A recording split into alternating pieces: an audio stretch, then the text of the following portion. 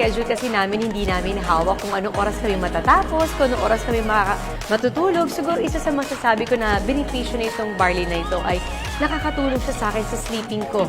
Na minsan nahihirapan ako matulog, pero dahil morning and evening ako umiinom talaga ng barley, so nakita ko yung effect sa akin na nakakatulong talaga siya.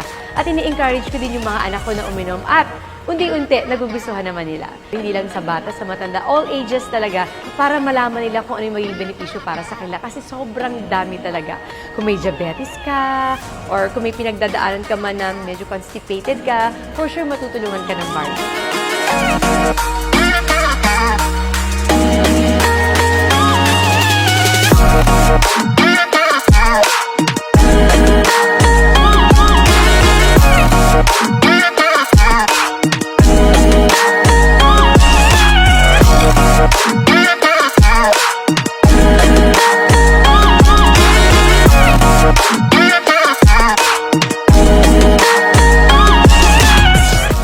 Barley na gusto ko, yung purong-puro at walang kahit anong kahalo. Kaya tandaan, huwag basta barley, dapat amazing pure organic barley.